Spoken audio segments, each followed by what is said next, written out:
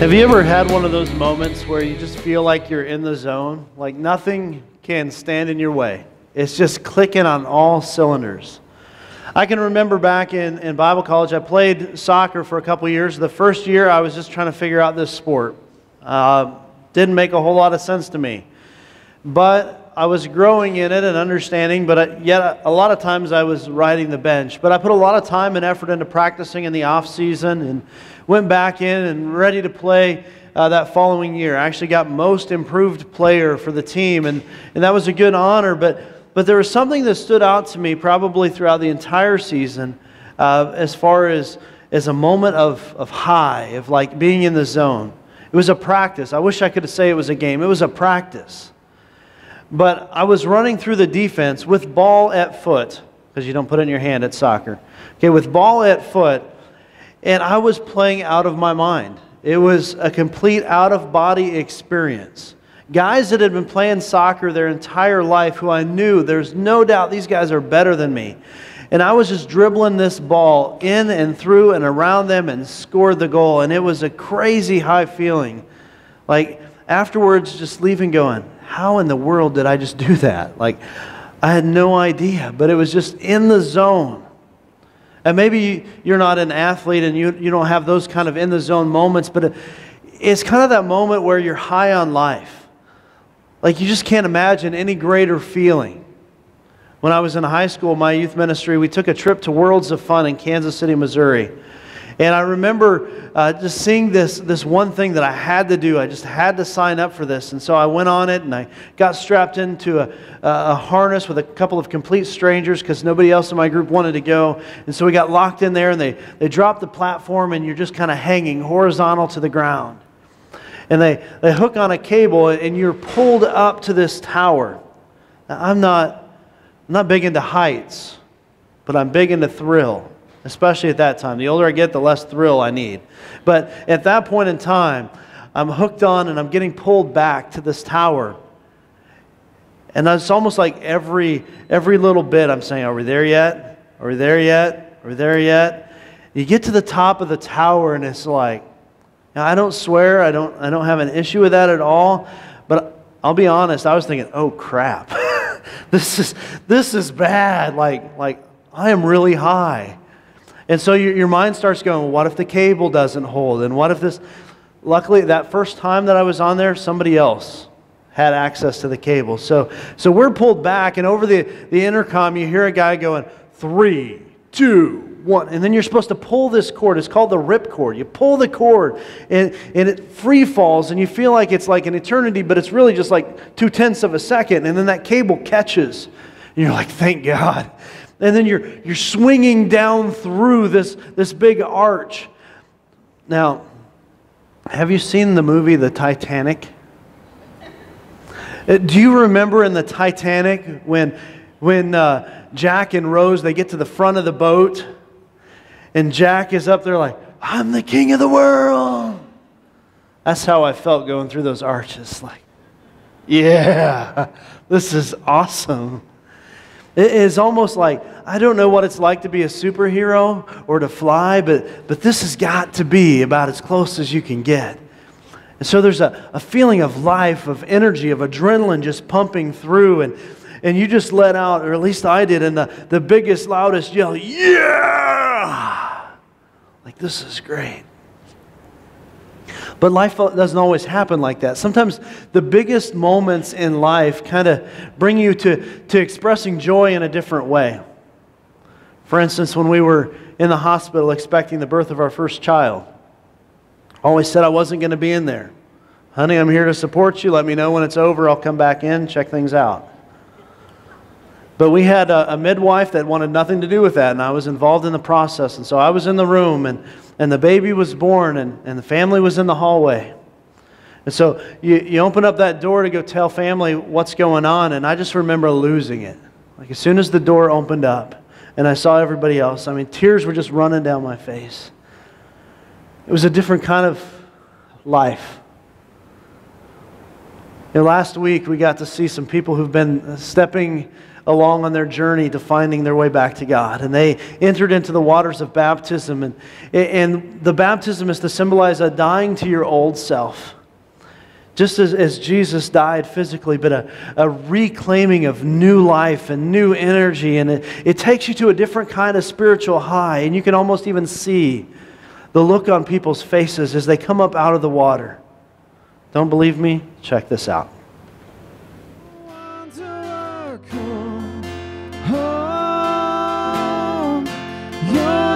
Too far. Lay down your hurt, lay down your heart, come as you are.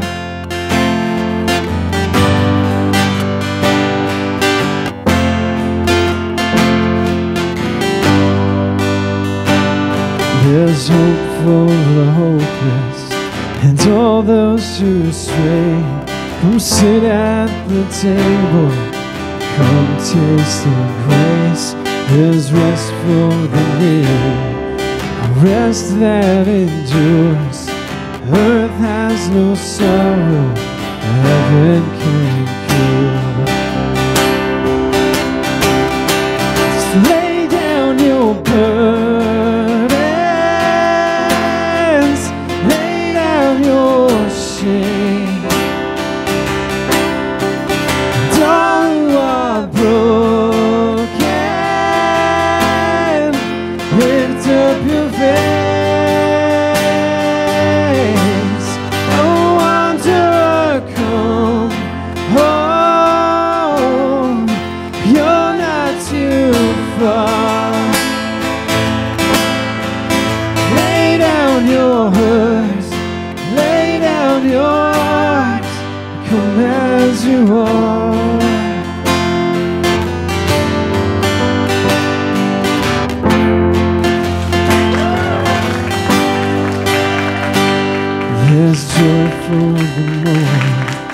Sinner, be still.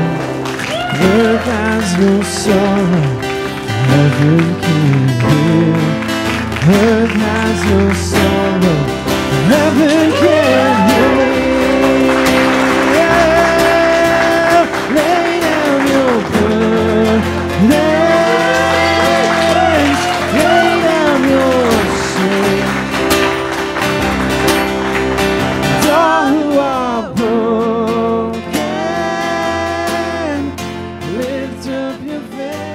baptism can be an extremely exciting time to see this new life and new opportunities. I can still remember November 19th, 1995, the moment when I entered into the waters and I came up with a new identity. And it's been a crazy journey to think about that and to think about all the excitement that you hold on to at those moments in time. Well, today we're going to give out some Bibles. These are English Standard Version Bible, which is what we use here. And Paul, if you want to come up, I want to give you a Bible for you and your wife. Now, this is your third week at Connection. Week 2, you get baptized. Week 3, your wife fills in the toddler area. That's awesome. That's awesome. So good to have you guys. And Jake,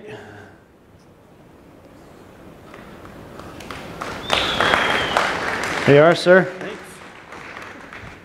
And I think, I'm trying to look around to see if there was anybody that was in the first load through, because I did not purchase these Bibles till recently, so I didn't give them out to people who are here, but I think Andrew is here.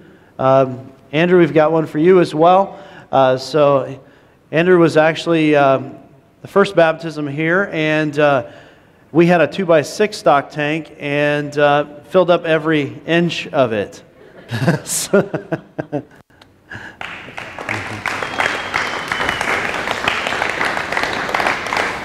You know, as exciting as baptism can be, because your old life is dying and your new life is springing to action, that's really when a journey is kind of beginning. Because up to that point, for a lot of us, we don't really care what other people think. And we do, but we don't. We don't have this new standard of life to live up to. And we kind of have a conscience inside of us, and maybe we desire to do good and to be a good person, but the reality is there's not a whole lot of tension. But when we give our life to Christ and we try to live this new life, it's like we put on these new clothes, and suddenly the Holy Spirit is now in us, and He's convicting us, and He's challenging us. And life is getting harder because we're trying to bust out of the old way of life, the old group of friends, and we're trying to grab this new life. And so it's definitely a journey. And so to this point, finding your way back to God, we wrap it up today. We're talking about 5 awakenings that people go through. So the first awakening that we hit was this awakening to longing. That's where we get to a point where we go, there's got to be something more. And we're looking for love, and we're looking for meaning, and we're trying to find purpose. We're trying to do it on our own, but we have this awakening. You know, this longing was actually put there by God to draw me closer to Him. And then we have the awakening to regret. This is kind of where we realize that we've had these longings and we've tried to do it on our own. And we've pursued these relationships and we've pursued these jobs and we've tried to make choices on our own. And those actions that we've taken have led to consequences that we regret. People that have gotten hurt along the way. Things that we wish we could just go back and change. That we could have a do-over. That we could hit the reset button. And so when we hit this moment of regret, we realize that we've kind of messed things up. But if we're not careful, we can get stuck there. We can get caught in this sorry cycle where we think there's got to be something more and we try to fix it. And that doesn't work, and so we go back and try to find something else to fix that longing, and we get more regret. And so we're stuck there until we come to awakening number 3, which is where we realize, I can't do this on my own. And that God sent His only Son freely from heaven to live this life pure, without sin, and to die in our place so that we can break out of this cycle. And so we ask Jesus for help. The Bible says in the book of John that He is the way, the truth, and the life. No one comes to God the Father except through Him. And so we ask for help. And then last week we talked about an awakening to love. You see, we've just like the prodigal son, we've made our way back home. We're living back in Dad's house, but we feel like we really don't deserve to be there. The shadow of shame has followed us in. And we still feel like, I'm struggling with this, and I'm dealing with that. And how could He ever love me because I've done this and said that, and I still act this way at times? And so we have trouble understanding and appreciating the unconditional love of God. But when we understand that unconditional love of God, it removes the shadow of shame. It removes the difficulties, and we can begin to live this new identity because we're not clinging to the old life and the old clothes that we've just taken off. We're now putting on this new identity created that we can be a pure, loved child of God. And that's an amazing place to be. But throughout this journey, we've been kind of following the story of one son. The younger son. The son who's kind of just blown everything and just squandered it. But there's another son involved. There's an older son, and we're going to tap into that a little bit this morning. Luke chapter 15. If you want to follow along in one of the Bibles we provide, page 568. Page 568, Luke chapter 15. And while you're turning there, I want to draw your attention to John chapter 10, verse 10. You don't have to turn there with me, but I'm going to read it to you. This is Jesus speaking. And it says, I came that they may have life and have it abundantly. Okay, this is like overflowing. This is like before you're going through the motions now, this is amazing. Jesus came to stop us from just going through the motions, but to deliver us to an abundant life. And that's what we're talking about today. The fifth awakening, the awakening to life. Living as though you are saved. Living under that identity that you've embraced as a loved child of God. And what does that mean? We have a prayer that we've been doing through this journey. And our prayer for today is this. God, if you're real, make yourself real to me. Awaken in me the confidence that I can live a brand new life. Sometimes we struggle with that. We struggle with our identity. Sometimes we struggle with the confidence that we can move forward and we can embrace this new identity. But as we dig into the book of Luke chapter 15, we see the story of the prodigal son. And if you haven't been with us, I'll kind of in a synopsis bring you up to speed. So the younger son, he's rebelled against his dad. He's asked for his inheritance, which basically means, Dad, you're dead to me. And he goes off and he tries to live life his own way, doing things that please him, make him happy, get him the kind of friends that he thinks he needs. But he squanders everything. He loses it. There's a famine that hits the land, so there's no food. The opportunities are scarce, and so he starts feeding pigs until he has this moment of awakening where he realizes that his dad's servants are eating better than he is. And so he decides to go home.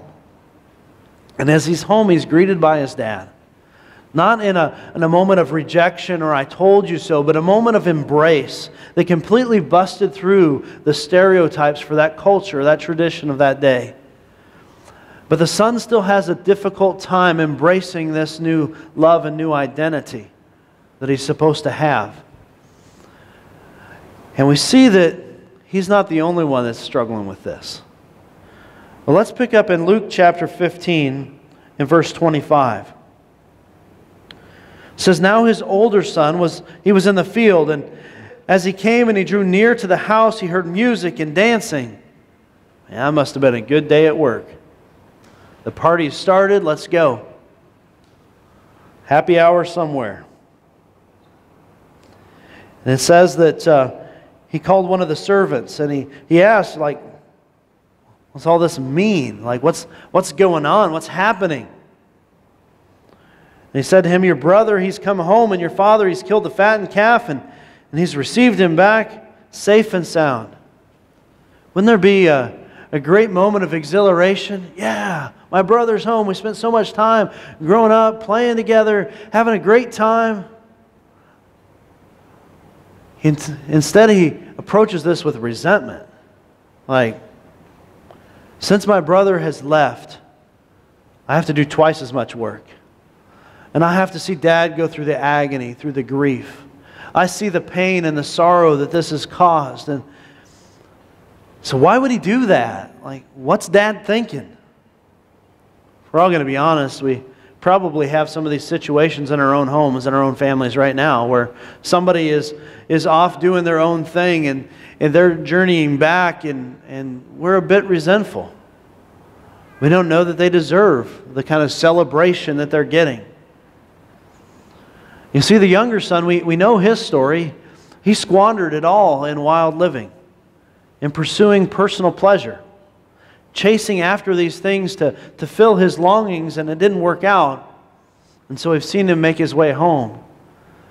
But you know, we're not all the youngest son.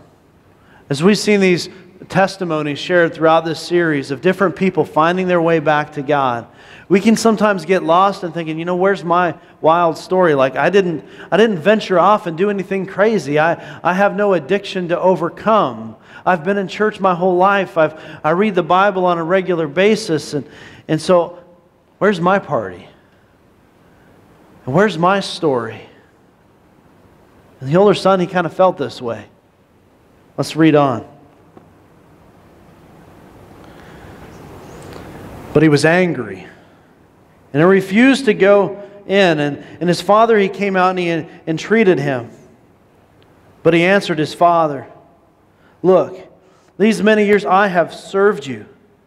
I've never disobeyed your command. Yet you never gave me a young goat. Pause there for a second. You're having trouble, I know. This is America, 2015. Dude wants a goat? Like, that's it, really?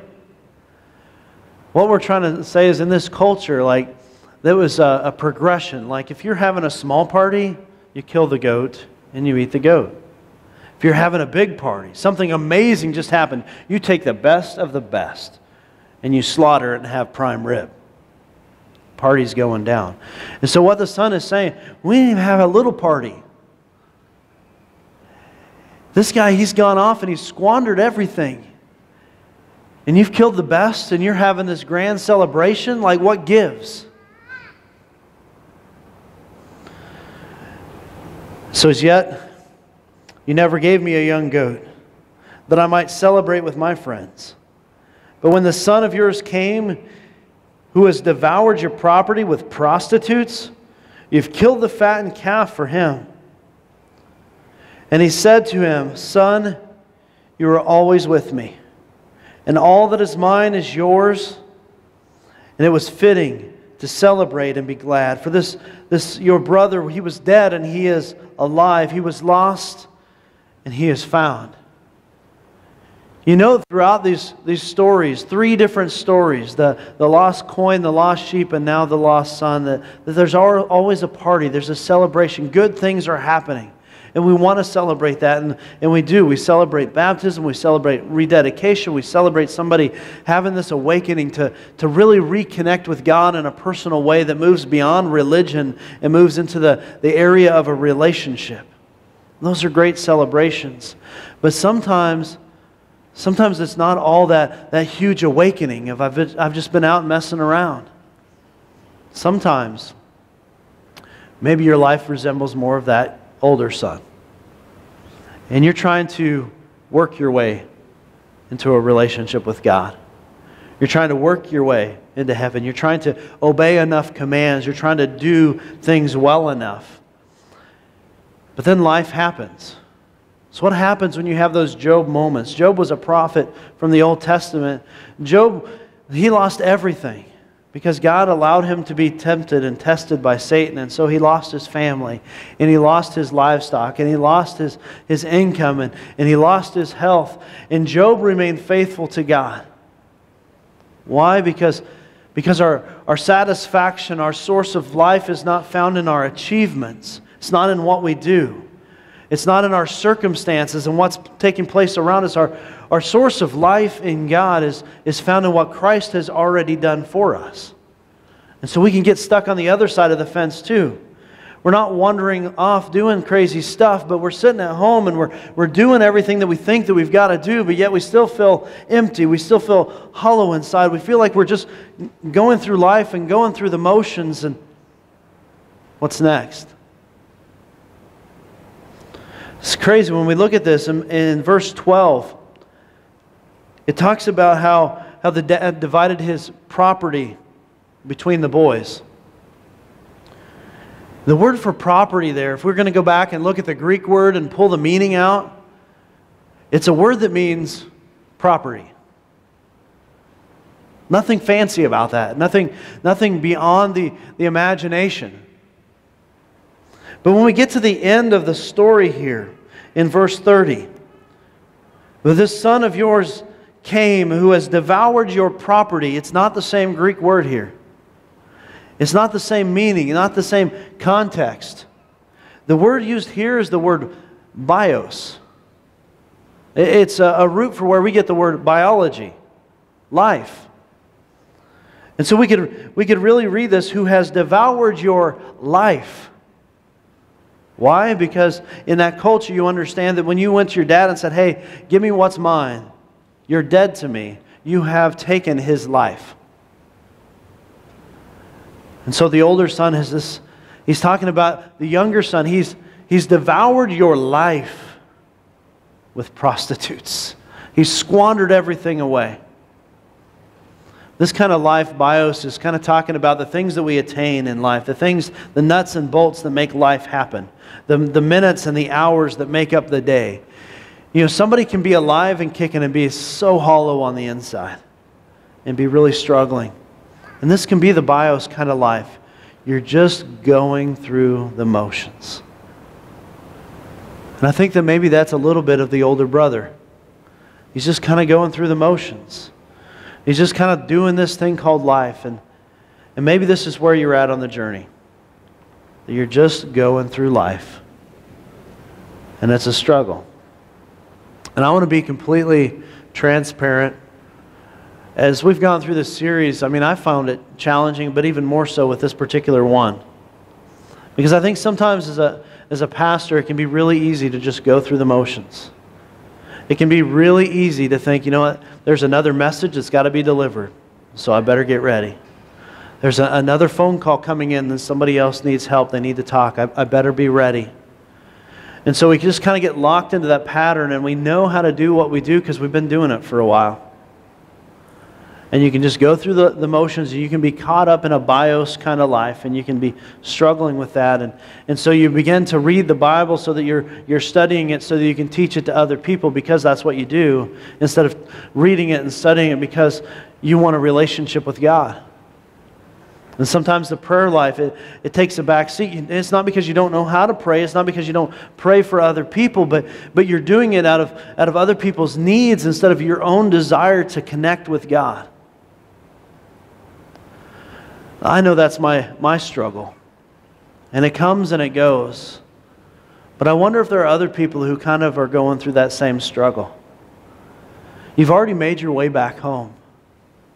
You're already dining at your Father's table. You already understand His unconditional love. And yet sometimes you just get caught going through the motions. And instead of claiming this new life and this new identity in Christ, you're living a hollow shell of what it could be. I think that's what the older son was going through. A hollow shell with resentment and discouragement inside. He couldn't celebrate his brother coming home because he was hurting himself. But we see in the dad's response, if we continue reading there,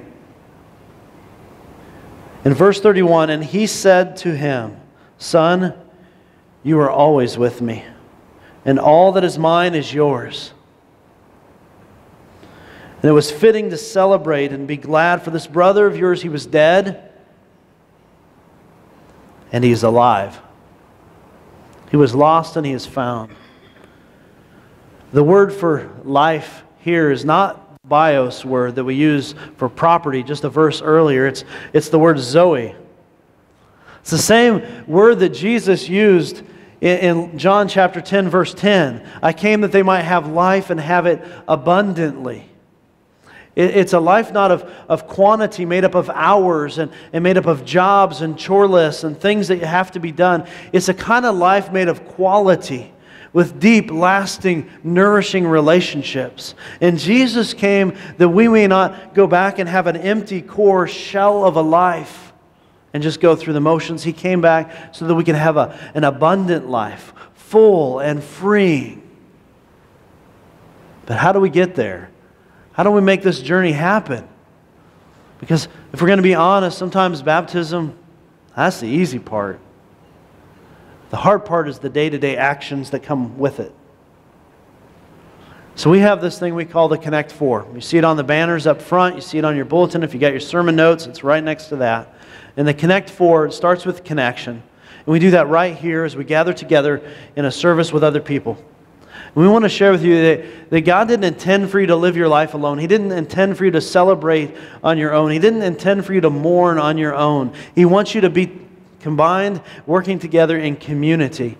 And so we invite you into community here as you connect with other believers. And if you can begin to do that, I would be willing to bet that you're going to find the beginning stages of an abundant life because you're doing it in community together. And the second thing that we have is grow. We want to encourage everybody to grow in their relationship with God. Not to become stagnant, not to become complacent, but to continue making steps forward to grow in your faith. And we believe that really happens best in smaller groups, where you can really be open and you can be genuine and you can reach into the deepest, darkest areas of your life and you can really get to know other people. And so we have these things called grow groups. And if you're not involved in one, we want you to grow in your relationship with God and with other believers and to be in there and have that intense community together where you can share life, share dreams, share frustrations, and embrace the abundant life that Jesus is calling you for. And when you do these things, when you begin to embrace genuine community and connectivity, it's not you go to church and it's not that you go through the motions. Like, this is life, this is family. And you understand that these people have an unconditional kind of love because they've embraced the unconditional love of a Savior who gave it all. And when we embrace that kind of love, we can embrace so many people from so many different backgrounds who are struggling with so much. We can serve them and we can care about them. This church does not exist without people serving contributing to the ministry, whether that's serving coffee at hospitality, helping out with the tech team, being up here for worship, set up, tear down inflatables, whatever. There are so many people who go through these motions of doing these things, but guys, we don't want it to be just about one more thing to do, one more thing to check off on your list. This is one way that you can really share God with people who don't know Him, who are journeying, finding their way back to Him, or just trying to stay active in their faith. And so you get to be a part of somebody else drawing near to God. That's His marketing strategy. You and me. He's brought you this far, but it's not just about you. And so we all have a job. That job is to draw others closer to God. Help them find their way back. But we need to ask this question. We need to embrace it here today. What's your next step? What's it going to be? For some of you, it's attending on a more regular basis. For some of you, it's engaging in a manner of service, of contributing. And maybe it's a financial contribution. You've been here, but you haven't been in that capacity, and you need to embrace that type of identity. You need to be able to understand the love of God, and you need to embrace the journey and the call, the mission to this connecting Columbus to Christ.